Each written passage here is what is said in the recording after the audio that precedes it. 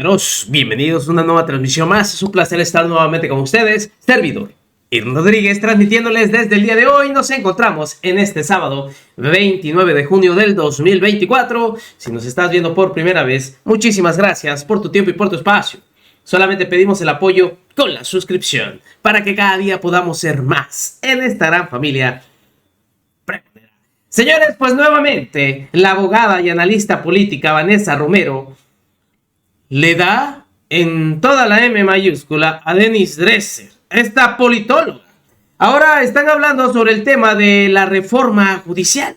Ahorita que sabemos que ya inició el primer foro y en donde le fue muy mal a la Norma Piña y en donde se llevó, miren, un golpe de realidad en su cara, y todo esto gracias a Arturo Saldívar, quien no se guardó absolutamente nada.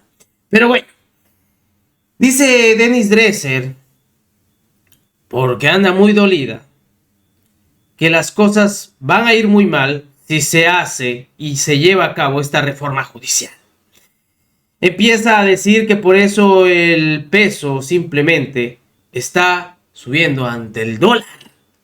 No, bueno, es que a estos simplemente, cuando sube es por malas decisiones del gobierno y sobre todo por esto. Cuando baja es por las variaciones y bla, bla, bla.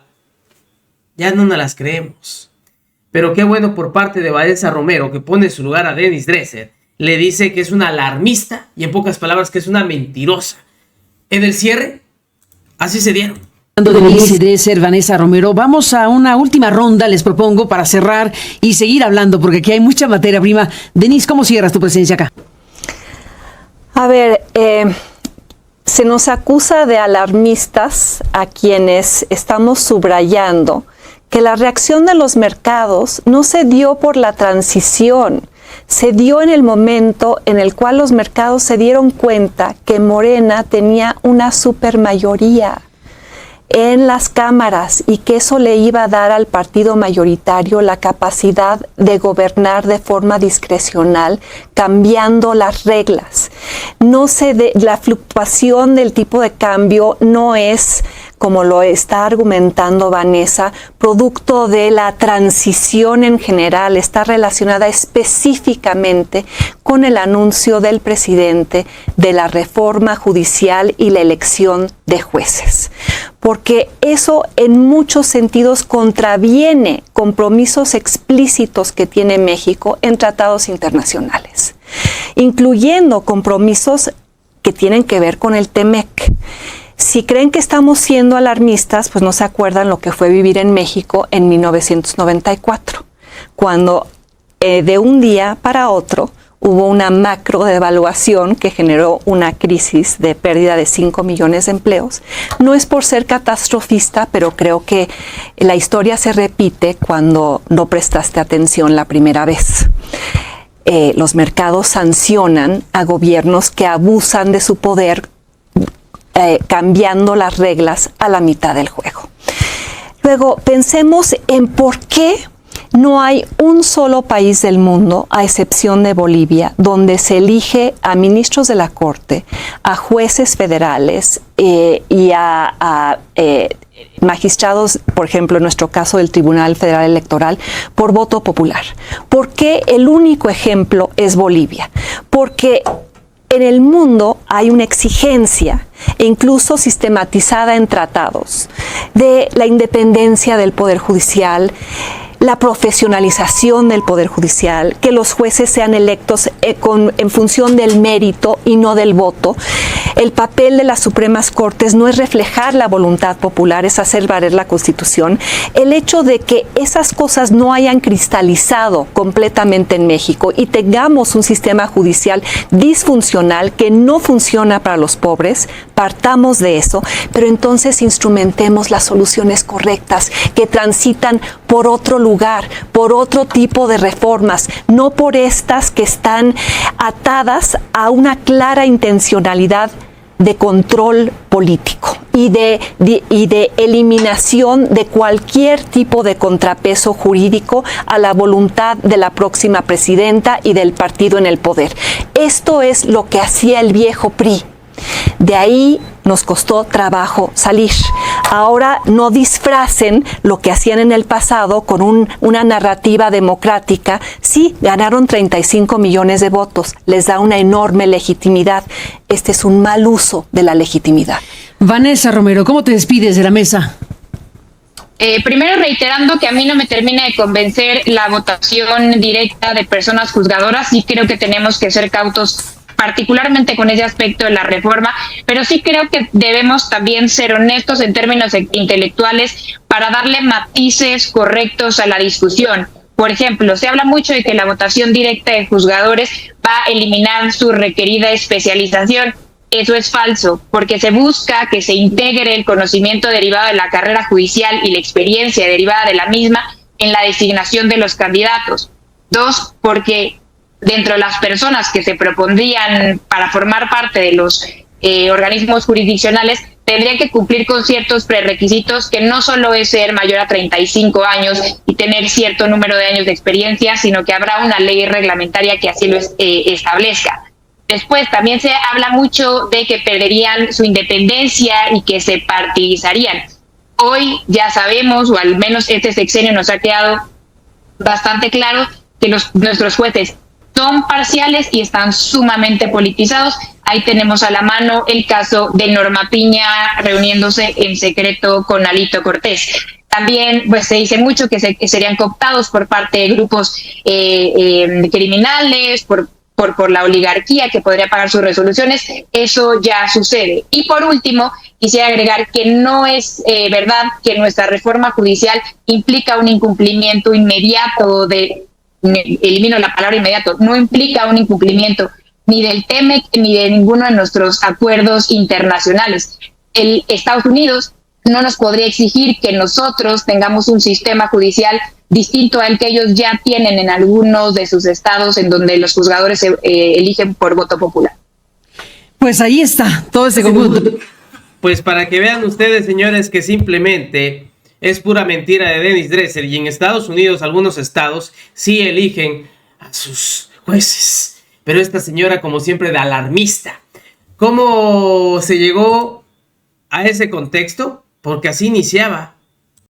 Denise, y les propongo, además del contenido mismo de esta iniciativa presidencial y de lo que Claudia Sheinbaum desarrolló a su vez en su campaña con los diálogos a los que convocó, está el contexto político, electoral y social y la transferencia de poder, hay que decirlo de esta manera. Estamos hablando de un presidente de la República que está planteando esta reforma judicial. Ya se discutió mucho, al final de cuentas está diciendo es urgente, empujando para que la nueva mayoría, bueno, pues vote esto en cuanto llegue el nuevo Congreso. Ya empieza un parlamento abierto, cuando todavía no está el parlamento instalado, se anuncia una encuesta para que la organice Morena, en fin. Te propongo, Denise, arrancar en esta parte del bloque. ¿Qué estás viendo con estos elementos que tienen que ver con las dos figuras, el tránsito de poder? Pues ojalá que Claudia Sheinbaum sea la persona que Vanessa Romero cree que es.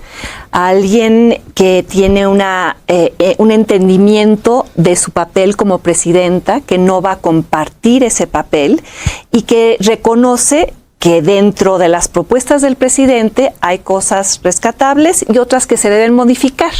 Qué bueno que muestre esta apertura al diálogo. El problema que yo veo es que hay voluntades aquí muy confrontadas. El presidente ha dicho claramente que la reforma va, y las reformas de su sexenio han sido sin modificarles una sola coma, a pesar de haber habido parlamentos abiertos. Se abre ahora un parlamento abierto cuando ni siquiera está instalado el Congreso. Claudia Sheinbaum dice que se va a dialogar, pero en ningún momento ofrece una modificación de lo propuesto por el presidente. Incluso habla de que se haga una encuesta, que el partido oficial haga una encuesta, que eso es politizar el ejercicio de consulta en sí mismo. Ya implica que lo que quieres es validación política, una decisión que tomaste de antemano. Los parlamentos abiertos en los últimos años han sido fársicos, no han sido plurales, no ha habido presencia de expertos en el tema, y Luego, cuando presentan sus argumentos, simplemente la maquinaria de Morena vota todo a favor, como lo ha hecho.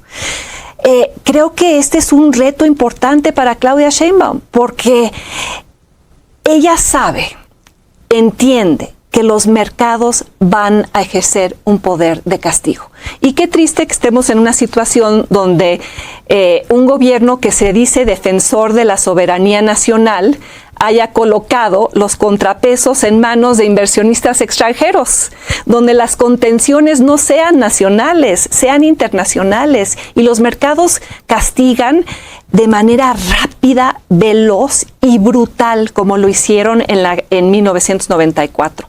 Y castigan por decisiones que van en contra de sus intereses, no pensando en el interés nacional del país. ¿Y qué mensaje están mandando? Por eso el peso está hoy a 18.74. Ya el superpeso dejó de existir, junto con el argumento de que el superpeso era una validación de la política económica del observadorismo, porque no es así. El superpeso existía por el diferencial en las tasas de interés y por las condiciones internacionales. Pero regresando a qué va a suceder, pues sería muy bueno si Claudia Sheinbaum logra incorporar su propia perspectiva a esta reforma. Lo que yo he enfatizado, la elección de los jueces, es que aquello que posiblemente sea positivo, cosas que menciona Vanessa y se lo concedo, quedan anuladas por lo malo de la reforma. O sea, lo malo es tan malo que implica minar la posibilidad de mejorar por otras rutas. E insisto, las implicaciones de elegir a los jueces, porque es un riesgo tan grande, incentivaría a los nuevos miembros de la Suprema Corte, a los jueces federales, a los magistrados, a emitir sentencias para ganar votos, para ganar simpatías con el presidente, para satisfacer imperativos políticos o imperativos económicos. La oligarquía va a estar de plácemes pensando a qué juez va a comprar. Díganme de qué manera eso resuelve el tema de la injusticia cotidiana para los más vulnerables de este país, que se van a quedar en una situación de peor vulnerabilidad. ¿De qué manera va a ser la justicia rápida, pronta, expedita, etcétera? Si vas a generar en cada elección una profunda inestabilidad en el sistema judicial, con más de 1,600 cargos sujetos a elección popular. Vanessa Romero, ¿qué nos dices de todo esto? No sé si debemos interpretar de inmediato lo que está sucediendo con el tipo de cambio como un castigo por parte de los mercados ante la iniciativa de voto directo. Por supuesto que esa es una interpretación, pero también es cierto que cada transición política implica incertidumbre y eso hace que fluctúe el tipo de cambio. Para eso precisamente existe un tipo de cambio no controlado. Ayer me parece que fue la Asociación de Bancos de México que salió a intentar tranquilizar a todos un poco y señalar esto. A ver, hemos tenido momentos muy malos en términos económicos de tipo de cambio. Cuando llega Trump, momentos muy buenos de 16 pesos. 18 pesos no significa que los mercados están incendiados. Creo que sí ha hecho buena parte de los medios, de juristas, de opinadores, parten incendiar la información, la opinión pública con esta información, pues sí, en términos alarmistas. Dos, creo que un mal manejo de una política pública que pudiera tener repercusiones económicas negativas por parte de Andrés Manuel López Obrador sería una anomalía en su sexenio. Si algo ha hecho bien, y creo que han reconocido tiros y troyanos, es su manejo prudente de la economía y sobre todo en términos macroeconómicos. Ha tenido un muy buen manejo de la deuda, hemos tenido récord histórico de inversión extranjera. Vaya, nos ha ido muy bien en lo económico. Entonces, un manotazo en la mesa que haga que los mercados se vuelvan locos me parecería eso, una anomalía. Lo que creo que ha hecho Claudia Sheinbaum, porque lo cierto es que toda esta reforma judicial, tanto la Andrés Manuel como la de ella, ya tenían ya estaban con el espaldarazo del mandato popular, de la elección apabullante del 2 de junio. Lo que está haciendo es un ejercicio de conciliación para uno y otro bando, porque lo que se puede entender es que esos 60 puntos fueron los que le dijeron vamos con la reforma judicial. Entonces creo que se puede entender como un ejercicio de conciliación, vengan, conozcan la reforma, que creo que ni siquiera se tuvo tiempo de que se discutiera a profundidad propiamente durante las campañas, porque la realidad es que los números ya los tenemos, y no solo a partir del voto del 2 de junio, sino también de ejercicios constantes del INEGI que nos confirman que más de la mitad de la población no le funciona el sistema de justicia y que considera que es injusto. Dicho eso, yo sí creo que existe una solución salomónica para que uno y otro, Andrés Manuel y Claudia, salgan bien parados de esta pues aparente trifulca, no sé si es tal, pero es dejar de un lado el tema del voto directo y que vayan adelante todas las demás reformas, poniendo especial énfasis en el Tribunal de Disciplina Judicial separado de la presidencia de la Suprema Corte, y también la elección directa por parte de ministros. Porque, dicho sea de paso, yo sí encuentro en el voto directo un beneficio que no da ningún otro sistema de designación, y es unir la honorabilidad del juzgador a sus resoluciones. Es decir, a ver quién va a salir a votar por aquel juzgador que dejó libre a Juan Collado. Y si lo dejaste libre porque era inocente juzgador, pues te tocará hacer un ejercicio de pedagogía para explicarnos por qué sucedió. Es decir, yo no creo que las cosas sean blancas o negras, creo que hay matices, y de nuevo, creo que hay una solución salomónica en donde todos salimos bien parados. Bueno, pues hay muchos ángulos. ¿Qué cátedra le pegan simplemente a la alarmista y chismosa de Denis Dresser? Así, no más. Qué bueno por Vanessa Romero, que nuevamente la vuelve a poner en su lugar. Nos vemos, señores, que sigan pasando un excelente día, y claro que esa reforma judicial va porque va. Y ojalá que en lugar de estar simplemente estando en la negativa, den propuestas. Recuerden, la información está ahí y depende de todos nosotros el pregonarla. Nos vemos en una siguiente emisión.